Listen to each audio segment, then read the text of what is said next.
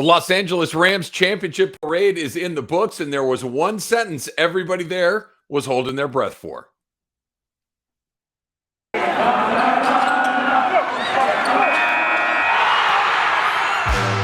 You are Locked On Rams, your daily Los Angeles Rams podcast. Part of the Locked On Podcast Network, your team every day.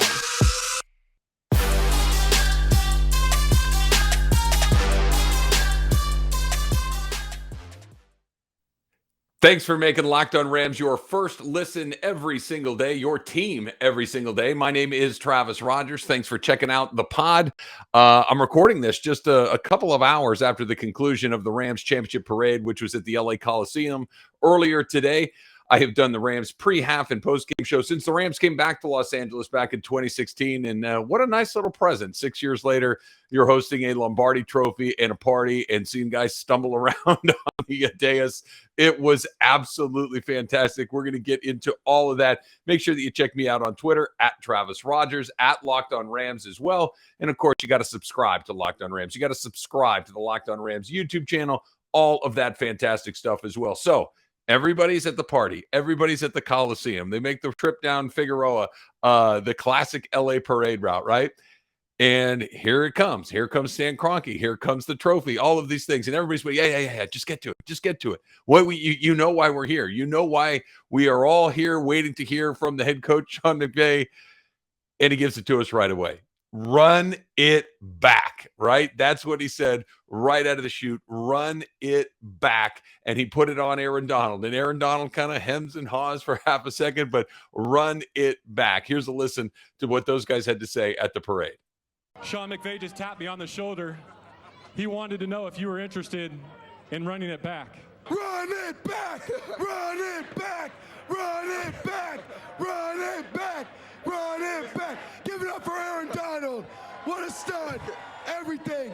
We built a super team. We can bring a super team back. Why not run it back? We could be world champions. Yeah!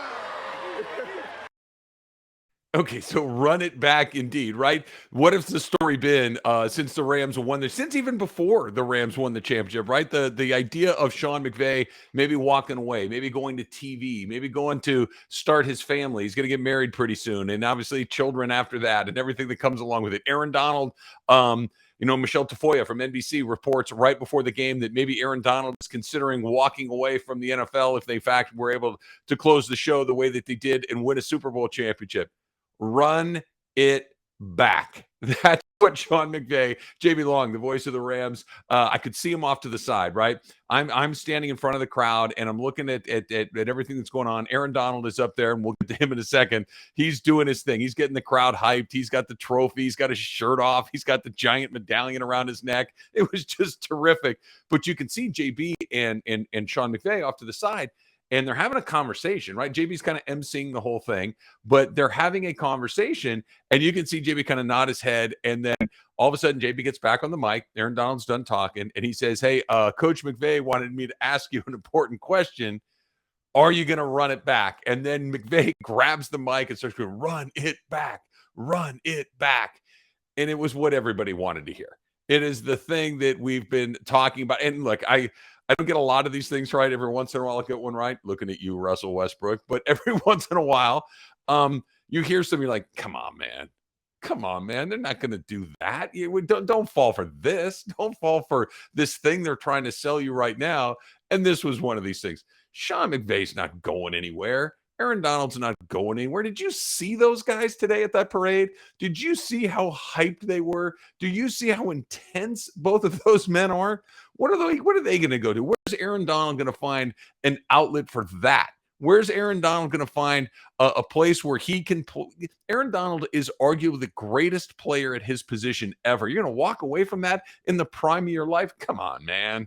Not a chance. Sean McVay, who, by the way, pretty fit guy, has these veins bulging out of his neck as he's saying, run it back, run it back. Yeah, you know what? Nah, I'm good. I'm going to go do the Jets and the Dolphins on Monday Night Football once a week. Come on, man. Look at that guy. That guy's not going anywhere. He's not going to go coach high school football and be at home by 8 o'clock. No, These guys are wired differently than you and me. They're wired differently than just about everybody in the world. What makes them them is that they get the juice. It's the only thing that you have to be a borderline crazy person to want to be that intense about anything. And both of those guys are. They're not going anywhere. It took them exactly one parade trip around the Coliseum. Well, probably a lot of champagne and beer and everything else that was flowing in there to get to that point that we saw on the stage. Run it back. Now, maybe they're negotiating for money. Maybe they're negotiating for power position, and that's fine. Give them whatever they want, because winning the Super Bowl is all sorts of fun. But that's what everybody was waiting to hear. Run it back. I was really never worried that they weren't going to run it back, because, look, Sean McVay, of all the people that might not get it, Sean McVay might be the guy, right? He shows up. Okay, I'll be an assistant for a few years, be a head coach by 30. I'll be a Super Bowl championship winning head coach by 36. This is just how it goes, right? No, man, it doesn't go like this. Go ask Matthew Stafford. Go ask Andrew Whitworth. Go ask Aaron Donald, who was on some really crummy teams over the years. And all of a sudden, you get a chance to win a championship, and you know that you're going to run back a really good team last year. Nothing's guaranteed in this league.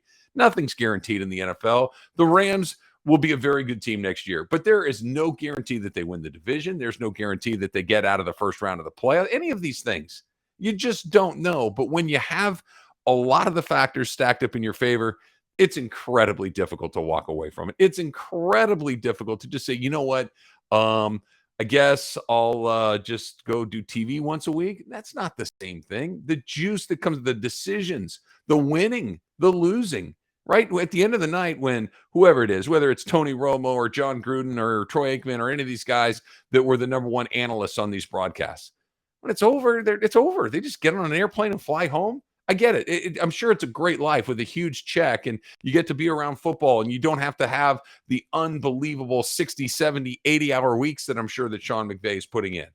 But you also get no juice. None. You didn't make a single decision that impacted a game. You don't get to win or lose. You get to go and do it. As much as I love covering the Rams, as much as I love being in the press box during the pregame show, during the postgame show, being in there and watching all of these games, I don't have anything to do with it. I'm just there. I'm just observing it. I'm just participating in the most minor way, talking about these things. Imagine having an impact.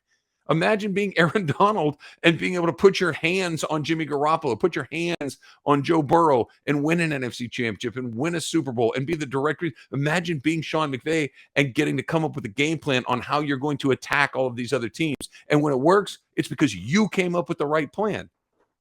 Run it back. Of course they're going to run it back. Where were they going to go? And I'm thrilled that they said it, because it's going to be really hard to walk that back. And maybe you can do that thing. And who amongst us hasn't had the listen? I had a bad night. I had a very good night. I had a very good morning. The bus ride was fully flowing, and I got caught up in the moment, and I've changed my mind. Okay, but that's inside those guys. Of course they want to run it back. Of course they want to try to defend their title. Of course they know that there's nowhere else on earth to get the kind of juice that these guys get by being NFL head coaches and NFL players. Run it back. Amen. Run it back. Let's start camp. Let's go to UC Irvine where they train. Let's get this thing going again, and let's start the defense of that title. Absolutely, they were going to run it back. Okay, so that's just the most important part of what happened at the parade. There were a whole bunch of other things. I'll give you my parade highlights and some of the more spectacular, funny, interesting, and kind of maybe even a couple of things that made you go, along the way. So that's coming up in just a little bit, but you got to hear about our guys BetOnline, right? Football season, boo, it's over. It's over for the season, but basketball, full bloom. Pro basketball, college hoops, from all the latest odds to the totals to the player performance props to where the next coach may go and land. BetOnline.net is your number one spot for all of your sports betting needs. BetOnline remains the best spot for all of your sports scores, podcasts, and news this season. And it's not just basketball, right? Even though football's over, even though basketball is in full bloom right now, BetOnline.net is your source for hockey. I'm a big hockey fan. Go Ducks. Boxing, UFC odds, right down to Olympic coverage and information, everything that you need. So head to the website today. You can use your mobile device as well to learn more about the trends and action. Bet online, where the game starts. Okay, Thanks for making Locked on Rams your first listen every single day. My name is Travis Rogers. Make sure you click that subscribe button in your podcast feed. Make sure you click the subscribe button on the Rams YouTube channel if you're watching us on that as well, Locked on Rams on YouTube. So make sure wherever you are, you're subscribing, you're rating, you're reviewing, you're telling us how awesome we are. Coming up at the end of the week, too, I want to go through some of the comments on the YouTube feeds, and we'll get some feedback from those of you that have been checking out the YouTube channel as well. Let's talk about the rest of the parade. The run it back part obviously is the headline of everything in there, but there was a whole bunch of other things going on that were just a whole bunch of fun. I've never been to a championship parade like the one I went to. I've never been to any of them. This is the only one I've been to, but it was great. And there was a lot of things that I expected to see that I did see, and some unexpected ones along the way. One of the things that I did expect to see, because I saw it about a year ago on TV, when you saw Tom Brady, who's been through these championship parades over and over and over again, when you see him coming off the boat, wobbly and he's all over the place, it's like, oh, sure. Well, why not? You just won the Super Bowl. Go have a good time. Absolutely. So the order of people, they had all the local politicians that are up there and nobody's paying attention, whatever. Yeah, good for you, Mr. Mayor, other Mr. Mayor, other Mr. Councilman, Mrs. Councilman. What good. Thank you. Can we get to the players, please? Can we get to the coaching staff, please? So it's Dan Kroenke. It's his team. Short, sweet, perfect. Keep it moving. Here comes Sean McVay. Shorts, fired up, super McVay-y. He's hyped and everything else. But the first player to speak is Matthew Stafford. And I don't know about you, maybe me. Sometimes when you're having a really good time, and Matthew Stafford was having a really, really good time, you think if you go slowly enough, you're going to be able to navigate your way through your words. That if I talk really deliberately and slowly and with purpose, that I'm not going to slur, that I'm not going to stumble on some of my words, that I'm not going to maybe blurt out a profanity at an inappropriate time. And that's what Matthew Stafford was trying to do. He was trying to very, very methodically and meticulously navigate through this, as he put a little Southern charm in LA, and mission accomplished.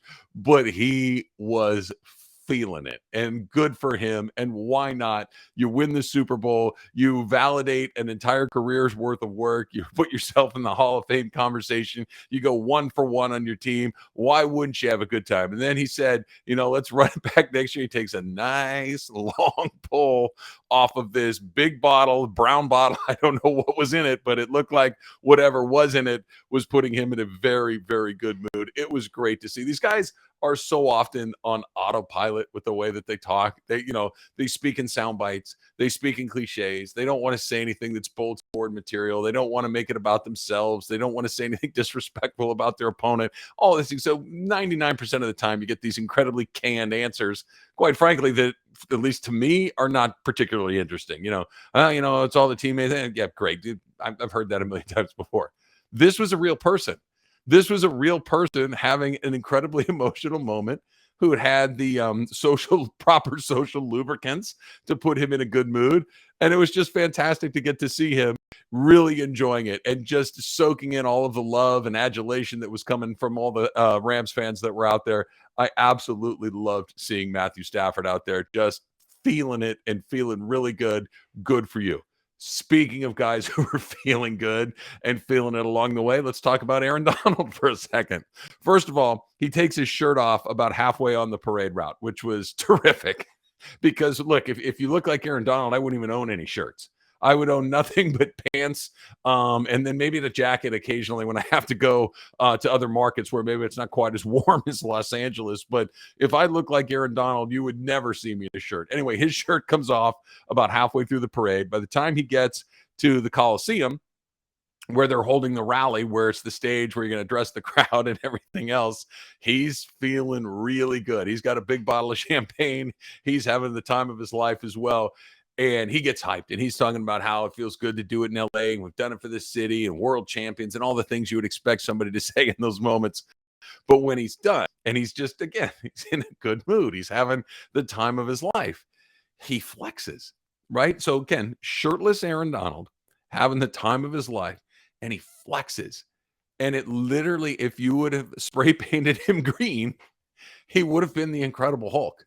It is just this unbelievable physique and power and athleticism and just this. It doesn't even look real. It looks like, I don't know if everybody knows this. Outside of the front of the LA Coliseum, there are these two statues that they commissioned for the 1984 Olympics, and they were both Olympic athletes, and they are both posed nude, and they are standing there, and they're headless, right? And they're perfect human specimens. One male, one female, perfect, right? No fat, muscles, just perfect. Aaron Donald looked like one of those statues, only he had pants on. That was the only difference. That Aaron Donald looked even more impressive than the two people they picked in the Olympics to be perfect models of human anatomy. Aaron Donald was better.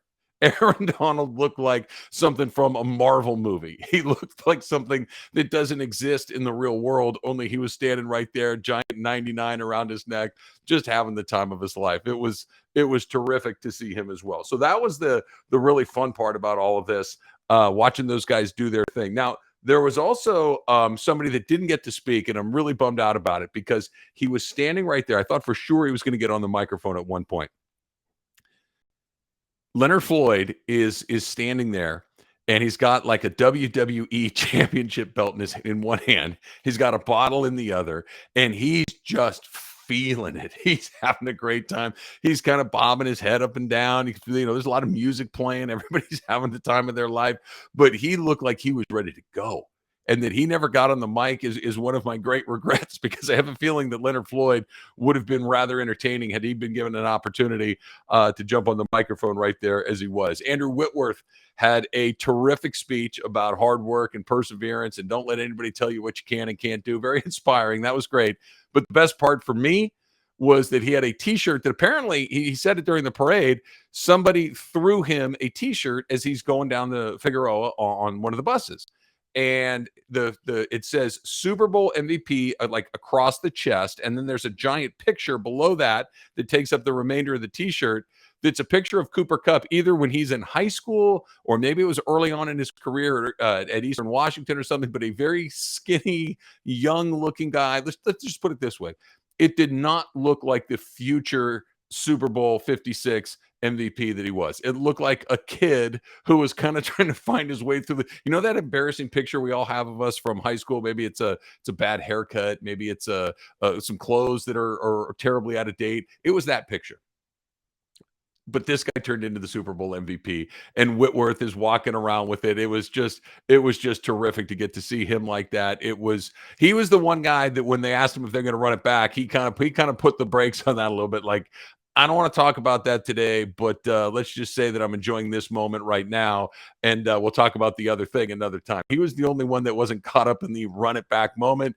And why not? He isn't where Aaron Donald is. He isn't where Sean McVay is. He has spent a lifetime in that league and was finally able to cap it with a Super Bowl championship. I want to talk about Andrew Whitworth on tomorrow's Locked On Rams. So this is another reason you need to subscribe. This is another reason you need to get it in your feed day after day after day, because I have these thoughts that lead me to things that we're going to talk about on the next pod, which Andrew Whitworth will be a part of that as well. Okay, so coming up next, I want to talk about something that happened at the parade that was both inspiring and odd and curious all at the same time. One player who was a big center of attention, had the perfect wardrobe choice along the way, but his speech was different than everybody else's. That's coming up next. All right, thanks again for making Locked On Rams your first listen every day, your team every day. My name is Travis Rogers. Make sure that you subscribe to both the Locked On Rams podcast feed and, of course, our Locked On Rams YouTube channel as well. That's just good news for everybody. You get all your Rams content you need, and it's good news for me. It's good news for just do it. You know how to do it. Go do that. Okay, so we talked about Aaron Donald having the time of his life, enjoying every minute of it, flexing, shirtless. Matthew Stafford has he's got the slow speech where I'm going to work real hard to get through this without saying something that I'm going to regret, because I know I'm in a spot, but I'm having a hell of a time, and I want to have a hell of a time, but I know that this might not be the time to have the very best, so I'm going to try to slow play a little bit, and then you just go, forget it. I'm just going to let it rip. That was Matthew Stafford. It was great. McVay was hyped. Shock. Big surprise that McVay was hyped like he was. Stan Kroenke, I thought, did a good job. Short, sweet. It was good. So everybody that was talking, Andrew Whitworth, exactly what you would expect from Andrew Whitworth is about, don't let anybody tell you when your time is up. You decide, bet on yourself, all of these wonderful bits of life advice that he's giving along the way. And then they bring up the MVP.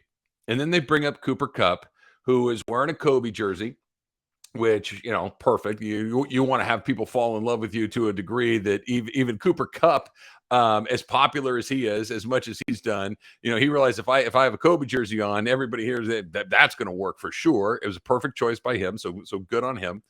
But what struck me as so different about what he was doing and what everybody else was doing, and I don't think it was anything other than 100% sincere. I truly believe it was from the heart. I believe that he is terribly uncomfortable being the center of attention.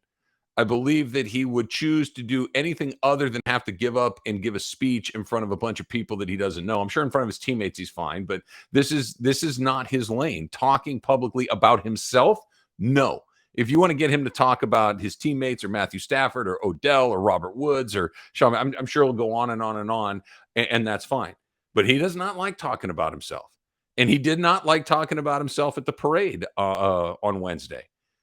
And he kind of, I don't want to say was forced into it, but he kind of had to answer a couple of questions about where he started, where he got to, how he's made the journey that's come along with it the way that he has. He was terribly uncomfortable with it, and almost to the point where, dude, it's okay. You just won the Super. No one's going to think that you are the wide receiver diva. No one's going to think that you aren't the hardworking guy from Eastern Washington, the third-round pick who made good, the guy that is, become the best wide receiver in football through all of the things that you've done. It's okay to say, this is awesome. It's okay to look out at the crowd and say, I cannot believe that there are thousands of people here celebrating a Rams Super Bowl championship with me, that I won the bleepity bleep MVP, and let's go run it back again. It's okay. It's all right. Not everything is getting ready for the next game. If there's ever a time where you can enjoy yourself, when all of your teammates can barely stand up, when your head coach is peeking over on the side screaming, run it back, it's okay to dial down the intensity a little bit. It's okay to just kind of lean into the moment. And I mean, it's your birthday, buddy. You're the MVP. It's the Super Bowl championship. It's the parade. You're at the Coliseum. It's where they do the Olympics and all. I mean, if you can't have a good time today, when are we going to have a good time? It felt like the crowd, that Sean McVay, that Matthew Stafford were preventing him from getting back to the facility to break down more film. Take it easy, my man. You won the Super Bowl. I get it. I'm sure that your footwork on that fade that won the Super Bowl wasn't exactly the way that you wanted it or something like that. I don't know. I just have never seen somebody quite so anxious to get off of the stage where thousands of people are screaming your name, thrilled to see you, want to say congratulations, want to say thank you for your doing all that you've done. And again, it wasn't anything other than sincere. I'm certainly not picking on him at all, but I wanted him to embrace the moment, to enjoy it, because all of that hard work, all of that extra time with Matthew Stafford, all of that time in the weight room and running routes and all the other, film study, all the countless hours that I'm sure he's spent preparing to be the best at what he does, which he is right now. Don't you kind of want to enjoy it when it happens? I get it that trust the process, right? That Bill Belichick and Nick Saban, that their whole thing is, it's not the result, it's the process that gets me going. It's the idea of the pursuit of perfection is what interests me much more so than the results of any of these games. And maybe Cooper Kupp is cut from the same cloth. Maybe he's kind of like that. Me, I'm okay. I'm gonna go be Matthew Stafford. Thanks. I'll be Aaron Donald. I'll be Sean McVay.